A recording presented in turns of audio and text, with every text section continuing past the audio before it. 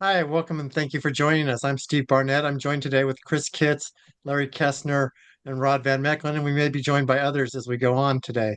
As always, we're doing these videos on our own time with our own resources, um, and all of these opinions are our own.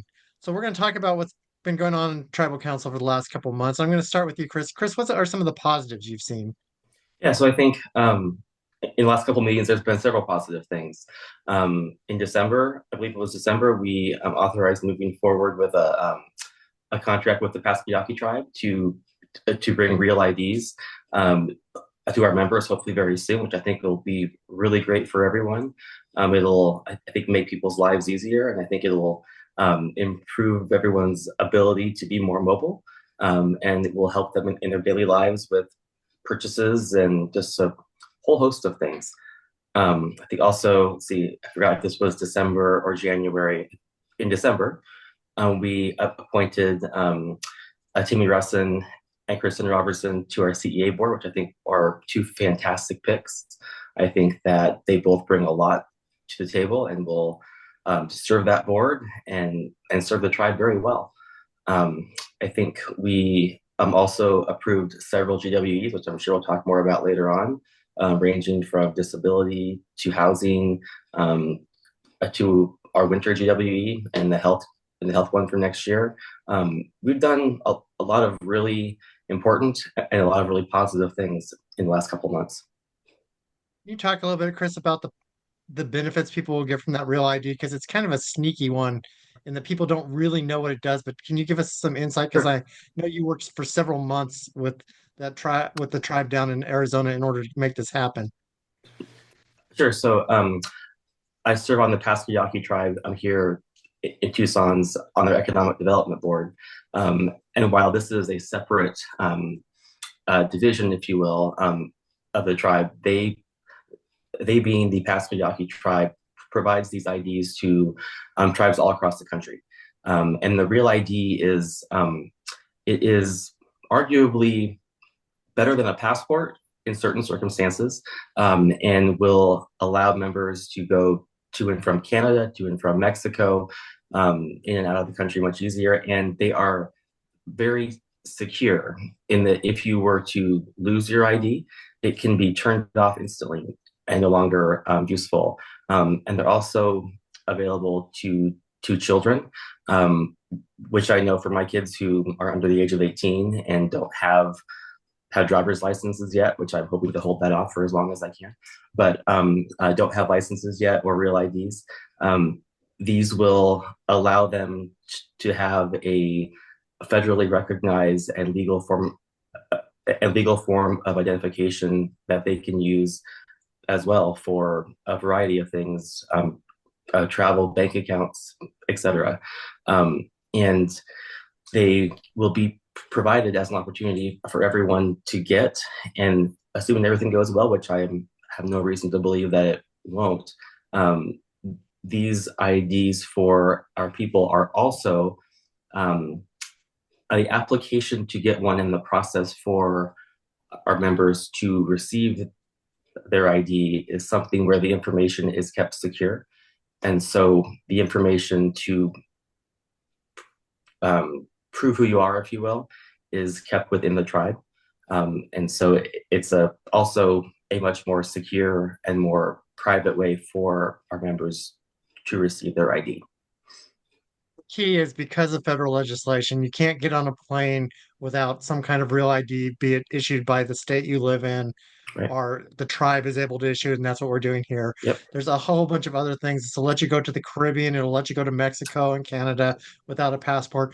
Things you can do, you can still get a passport, but this allows you to go certain places without having to drag your passport along. Oh, and Go it ahead, Chris. also has the chip inside. So when you're traveling through areas, there are certain areas where it's like a proximity card, like you may have at work or elsewhere, where you can swipe it and doors open. These have that same technology inside of them, which does allow for, as you're going through certain customs places, they can automatically see who you are just by having that on your person. So it expedites the process much faster as well. Yeah, that was really interesting when they talked to us about it. It comes in a sleeve that blocks that. Yep. And then you pull it out of the sleeve. And if you're coming like to the Mexican border or the Canadian border, they can see and say, okay, who's in the car coming up? And they can do a quick scan, and it makes the process of going through the border much faster than it would be otherwise. Apparently, they have these big radio receiver setups at the borders that allow them to do this. Yep. So you mentioned the GWEs. Larry, you want to talk a little bit about the winter GWE? Because I know you were really instrumental in making sure that happened. You're muted, Larry. Love these things. They always have that muting. So go ahead, Larry. You're Thank you, unmuted Rod. now. Yes, the winter GWE that we passed in December, that was something that we heard about. We heard about some unused budgetary funds back in October in our October meeting. And I was frankly stunned that we had all this money that we hadn't been using and it wasn't doing anything and we weren't using it to give it out to our members. So I immediately contacted you after that meeting, asking to put it on our November agenda. Um, And then I worked on that, tried to figure out how much money we had available, and finding out how much money we had available was really almost an impossible process. I talked with our treasurer a couple times about it, um, got kind of a rough idea, and luckily we were able to pass it in our December meeting, and it was something that's unusual for us. Um, but it did bring about an issue about what we do with our unused budgetary funds that come about every year because it could add up to a couple million a year. But I am happy that we were able to get that out to our elders, our youth, and our adults. It was a great time to do it before Christmas. I'm clarifying a couple of things you said that made me think as you brought them up. One is it's not that we didn't know how many funds were involved. We knew Gail knew what we had, but there was some question about which budget years we were using, and there was some confusion that way. So I don't want to give anyone the impression that the tribe doesn't know what we have, because we do know how much money's in each of our accounts. But one of the key things you've talked about is the unused money. It's not that this money was unused. This money was budgeted in previous years, and as you said, it was not used to during those years. So it came back to the kind of general fund of the tribe. And what you came up with, which an idea was that, this has been building up for a couple years, probably 5 years that we've had money coming back this way. Why don't we use the money and give it to our members at Christmas? And that was your big thing, because some of us had talked about having it later in the year, but or later in the spring. But your big thing was to make it available at Christmas so our members could get it done. And staff really did a masterful job turning around. We voted on it in December and it was ready 2 weeks later. Um, do you have any other thoughts on that, GWE, Larry, or what your thinking was on that? No, I think I've explained it. I mean, for me, it's really important to get GWE money out to our members, especially now that we're debt free. That's something that's always been important to me, and it's going to continue being important to me. And for me, the less programs that we have for GWE, the better, because the more programs, the more restrictions we have. So I want to get more money out to our members, directly to our members, with the least restrictions. Dave Barnett used to talk about that a lot, and he got it from the chair of the Puyallup tribe, who said if you're getting money out through a program, it costs $3 for every dollar you get up. With GWEs, it's costing cents on the dollar to get that money out to members. Now, the winter GWE wasn't the only one you passed. You want to talk a little bit about the other GWEs that got passed in December? Yes, in December we passed a $5,000 healthcare GWE for all elders 62 and above. And that goes out to every elder. That program changed a little bit. It was supposed to be for Medicare reimbursement, but we changed it so that all members 62 and up, you're going to have health care bills, your costs, and this is to cover that. And then we also passed a $3,000 disability GWE for anyone with a disability to get. And there is no age restriction on that one. So that's Actually, really it's anyone under 62 who has a disability, okay. because the Thank you. people who are 62 and over are eligible for the $5,000. And this was to help people with disabilities with their medical expenses who are under the age of 62. And the big change there, if I remember right, and Rod, you can help me with this, is I think that previously the number for 62 to 65 had been lower, and we raised that so that it matched what people 65 and over had. Rod, what do you remember on that? Right. It was something like $2,000 for those under 65. And verbally, when Jerry Isle and Catherine Isle Vasquez were first rolling this out, the Health and Wellness GWE, they described it and they discussed it as covering Medicare Part B expenses.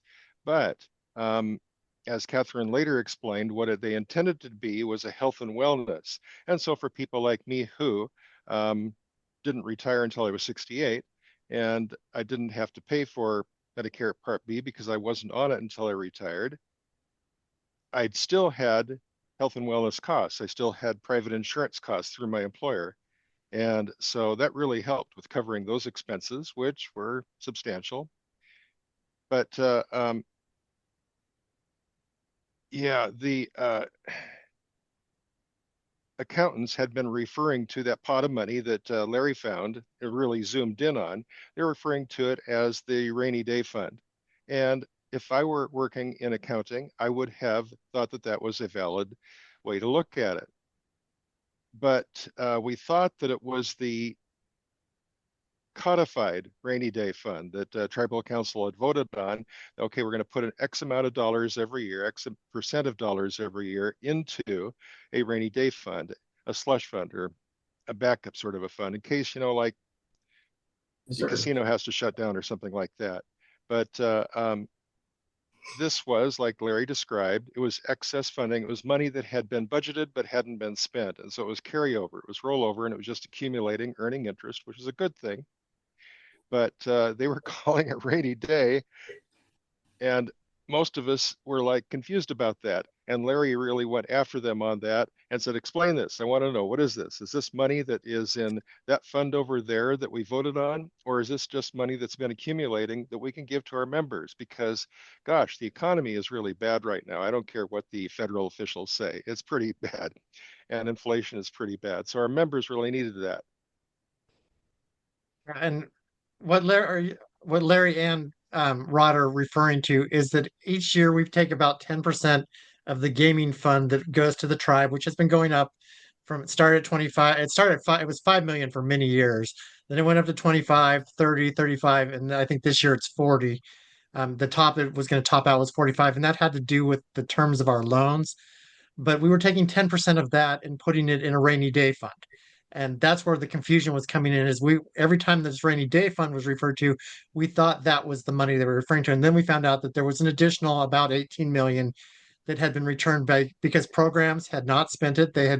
Managers had been fiscally responsible and had done a good job with their budgets. And that's why we were able to do this. I'm not sure we'll be able to do it every year and definitely won't be able to do it to the extent we did this year. But it was something we do. We internally were referring to it um, well, that things were paid off, but in reality, in order to do GWEs, we need to stay within five safe harbors, and housing is one of the safe harbors, and everybody has housing expenses. So that's why we handed it out as a housing expense, so that whether you're renting, whether you're paying a mortgage, taxes, or you have home repairs, those all fit under the housing one, and that's why we made this housing GWE. What else jumped at you, Rod, over the last 2 months?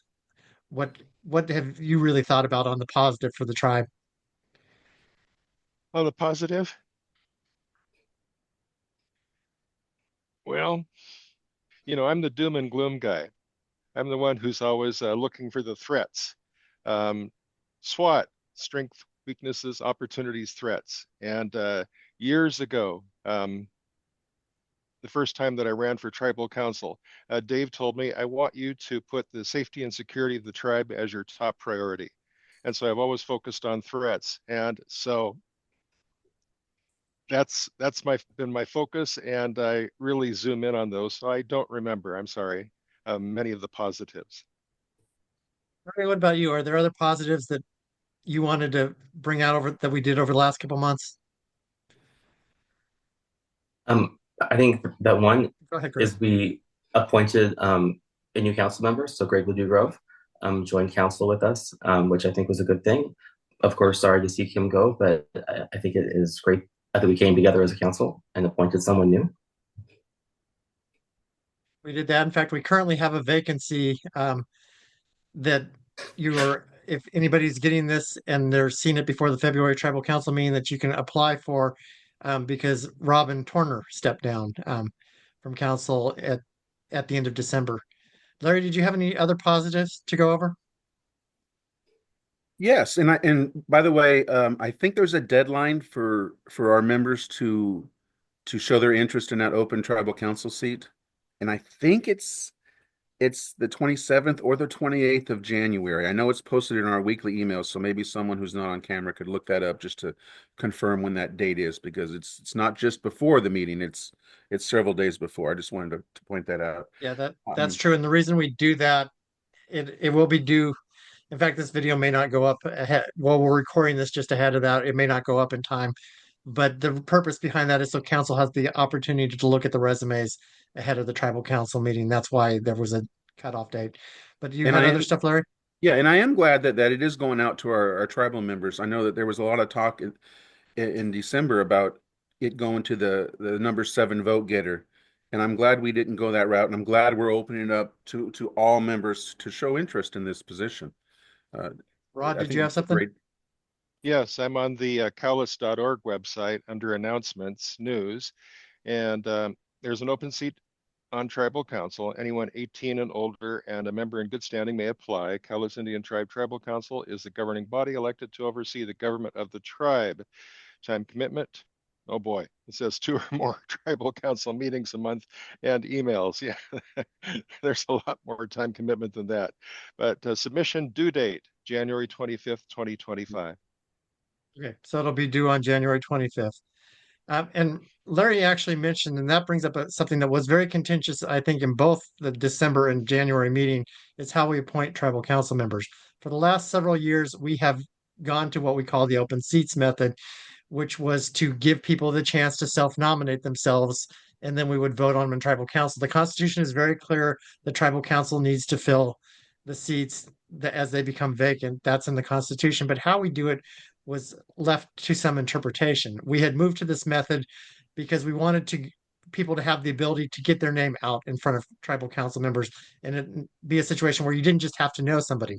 In December, we kind of got outvoted, those of us who are on this call, and they went to a new method where they just picked somebody. Um, they had council nominate a handful of names, and they picked people in the names. It was very interesting. I will say very interesting that in January they suddenly wanted to go back to the old system. So I'm not sure what to make of that, but it is what it is. Chris, did you have something? I was gonna say, so I think that well, first let me say that I certainly prefer the opportunity for council to have time to review the applicants ahead of time, and see resumes. I mean, these are very important roles inside the tribe, and I think that it warrants us taking a bit more time to review resumes and have the opportunity to have some time to think about who we want to vote for. Second, I think it speaks to kind of where we are as a council right now versus where maybe 6 months ago we were. There definitely seems to be a bit more of a, I don't want to say a two-party system because that isn't the case, but there are a couple of different groups on council now that seem to have similar views that differ from others, and it's unfortunate that that's where we are right now. But I think that hopefully we can continue to move forward and do good work. Yeah, that has become something that's been very evident in the last few council meetings where we have had that split. And again, people are always free to vote how they want on council, Yeah, but of course, of course. it has had some darker tones at times in the council meetings. We've had some issues with a little bit of name calling. One thing that you guys didn't see that the parliamentarian texted me during the meeting was that you're not allowed to call names of other council members. He apparently had caught somebody calling somebody a name. We won't go into details, but he had spotted that. And Well, I have to tell my I kids the think same Rod thing was the one who sometimes. got his name was called the name, so that's why he's laughing. But in January, we did after appointing 2 members of CEA in December, a group of people wanted to, in essence, put the treasurer on CA, and we passed a resolution that did that. And because the CA bylaws say, our CA code says that it has to be an odd number, we appointed Aaron Ross to the additional position there. Larry, what else or Larry or Rod or Chris, what else do you remember from the January meeting? Because we talked a lot about December, because December we did get a lot of stuff done. In January, we got the meeting done in one fell swoop, but because of that, maybe some stuff's not quite as memorable. Well, I can talk a little bit about this. Can you hear me okay? Yeah, we can hear you. We passed a couple of resolutions cleaning up our court filing fees a little bit. We were in a situation where if a lawyer came in our court, every time they came, they would have to pay another fee. In most courts, you just do that once a year. A lawyer would have to pay a simple $25 or $30. So that's one of the changes. And then the other changes were filing fees for non-lawyers. And that was just put into place to reflect what other courts do as well. So we kind of just clean that up a little bit. Um, Let me think. What else did we did? We passed the Ridgefield Police Mutual Aid Resolution, which means that our police officers can go to Ridgefield and help them out when needed, and theirs can do the same for us. We hired Bluestone Strategies, a native consulting firm, to look at our board and committee structure, and they'll be reporting back to us. That was born out of our committee on committees. That was their recommendation to hire a firm to look at all of the makeup of our boards and committees. And I think that's something really important, something that we've been probably needing to do for a long time. And I'm glad we're getting to it now. One thing Is I wanted to talk anybody, about. oh, Yeah, good. before you go on with that, Larry, is anybody here on the committee on committees and can talk a little bit more about what Bluestone's going to do? And maybe that nobody here is on the actual committee, I'm but not, I will say, okay, but and maybe, okay, I couldn't remember if anyone was or not from this group. One thing that I will be clear is there has been some talk on social media about the cost of the Bluestone thing. That cost was greatly exaggerated. Somebody said we were spending over $1 million. We have a not to exceed $250,000, and that has to do with a multi-step process to help us clean up our boards. And by clean up our boards, in essence, the boards were created when the tribe had no money, and now we're looking at, okay, which boards still make sense, which ones don't, should we have some common bylaws for all these committees? And we're looking at some of that kind of stuff. So the idea is the consultants helping us decide. They're looking at what other tribes do and tell us what are we doing that other tribes are doing, what's been successful elsewhere, what hasn't, and help us really get a feel for all these boards and committees that we have going and how to make them work to their highest efficiency. Chris, did you have something?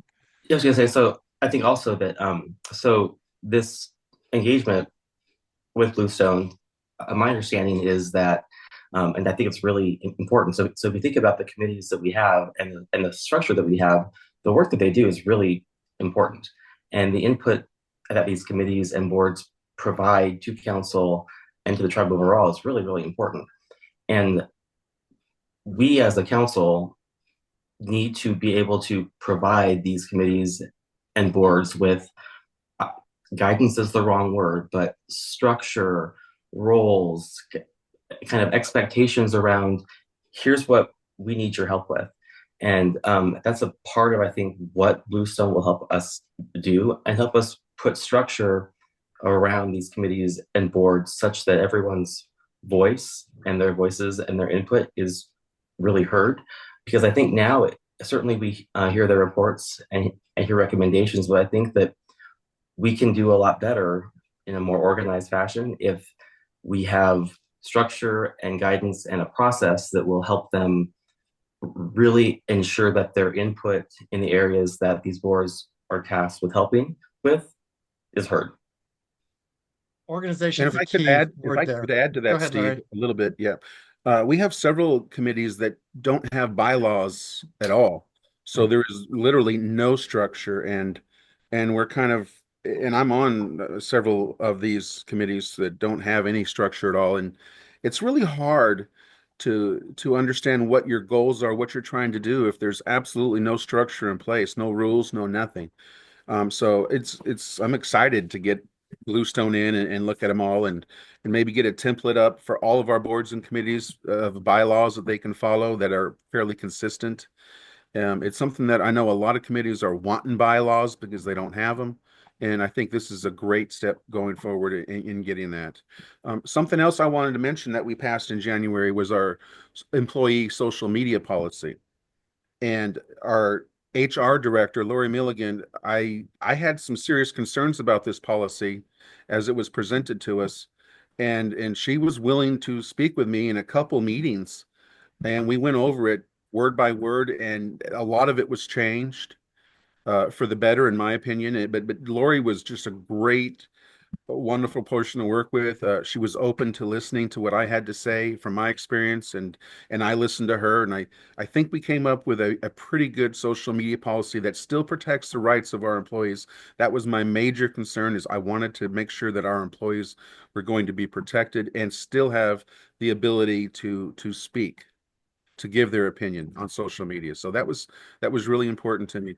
And something else that we passed, well, we didn't pass it, but we gave Gail, I don't know if it's permission or guidance.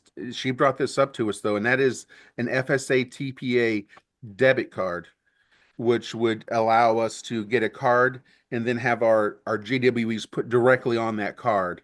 And that's especially helpful for those members who don't get direct deposit, where they get the checks and then they have to go find a bank willing to cash those checks. This would eliminate that issue for them completely if they had a debit card in their wallet, and that money would go directly to it. So I'm looking forward to us getting those, and I'm looking forward to what she brings back in February, in our February TC meeting on that. We asked her to get some more information, but the basic idea is if your check is direct deposited, it won't nothing will change for you. But for those who get paper checks, some of them want an easier method, and this will set up another method for them to be able to get their money much quicker.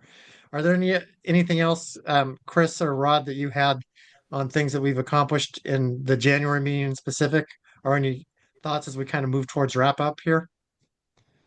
Much quicker even than those of us who have direct deposit, is what Gail had pointed out. So that's really going to be good for those members. And I will say the direct deposit, I attested for the winter or for the housing one on, I think it was a Monday, and I had it on a Wednesday. So if you all remember when we had done this in-house, it was taking 3 to 4 weeks to get the money. And now that by using this outside company who specializes in this, we've been able to get it down to a day or two, and money's going out much faster. And I think Gail told us as part of a report, if I remembering right, by January, over 90% of the members had already attested for their housing, that one-time housing GWE. Anybody else have any closing thoughts? Sorry, that's hard to get out. Closing thoughts or um, anything else they wanted to cover before we hit wrap up here? Steve, there was one more issue that we passed in January, and that was our opioid settlement money to be used for buying property. Um, this was something that we passed back in either April or May of 2024.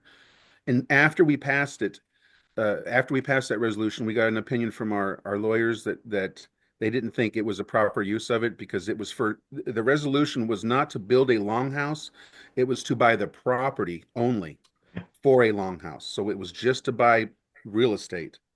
Um, After we got that opinion, we didn't go forward with that, and then it was brought back to council from our HHS staff in January, and we did pass it, where we reaffirmed that resolution to go forward. So, and I think the reason I'm bringing this up is because I think it's going to be brought up again, because from what our lawyers told us in January was that the opioid settlement, uh, there's someone who administers that. There's a group that administers that fund, and they specifically denied another tribe's request to use those funds to buy land.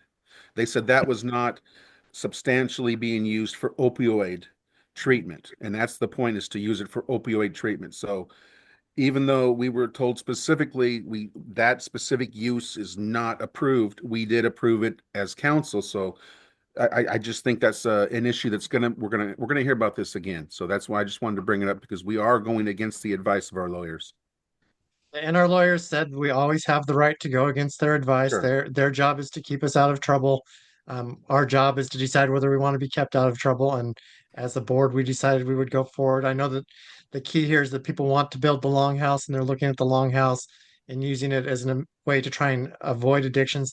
What this opioid settlement money is, for those who don't know, is that one drug company and several co-conspirators basically said that opioids weren't addictive if you used this one Purdue Pharma um, opioid, and they were wrong. They knew they were wrong. It was a lie, and they've had to do a series of settlements with governments and tribes and other entities in order to try and make things right. And there have been several of these settlements, and this is a specific pot of money to be used. I personally, well, I would like to see a longhouse. I was disappointed that tribal council did not, in fact, put the money towards opioid treatment for those who don't live in our medical service area. But well, I did not vote. I made my opinion very clear, and I was out, and people voted the other way on that. But the idea here again is that people, through no fault of their own, got addicted to opioids because their doctor told them it's not addictive because the pharmacy representative had told them that, oh, we're doing it a new way. This won't be addictive to the person. And for anybody who's seen opioid addictions, they're nasty things. I think it was called dope sick is the idea. I think there's even a documentary with that name about what coming off these things are like, and that it's very hard for people. And it's definitely something that we're trying to work with. And if any members, particularly any members outside our service area, and even in our service area, are struggling with this, um, let me know or let our health folks know, and so that we can get you the help that you need to get in order to try and get off this. In a lot of cases, you got on something that wasn't your fault. We know it wasn't your fault. You had a sore shoulder, so your doctor prescribed it, um, and it became addictive. And we need to help our people get off the addiction as best as possible. But as Larry said, we may get revisited. I think the idea of the current resolution is it's more towards building the longhouse. There may be some money spent on property, but that's where they thought there was enough of a differentiation. Um, Yeah, and Steve, but I just want to point out though that resolution, and that's the reason I'm bringing this up. I think a lot of members on tribal council, including members who weren't here when we passed this resolution, thought that we were voting to use this money to build a longhouse.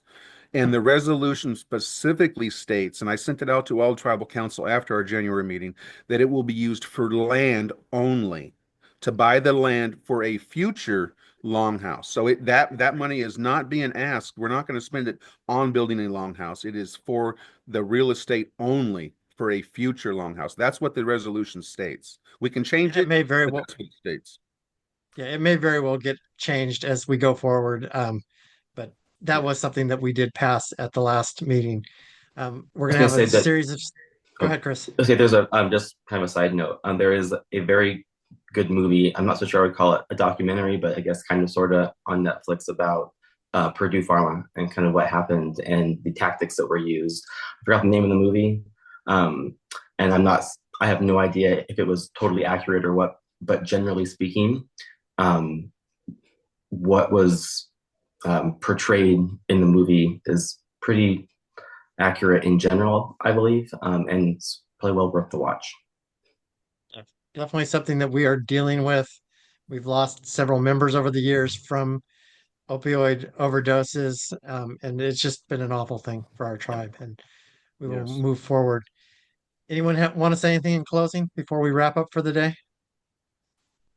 Further Um, on that, Go ahead, Rod. further further on that, when we were voting on that resolution, I do remember the topic of members living outside the area um, needing treatment. And I think it was Steve Kutz, may have been someone else, but I think it was Steve who said that you can seek assistance for that from tribes in your area, which makes sense.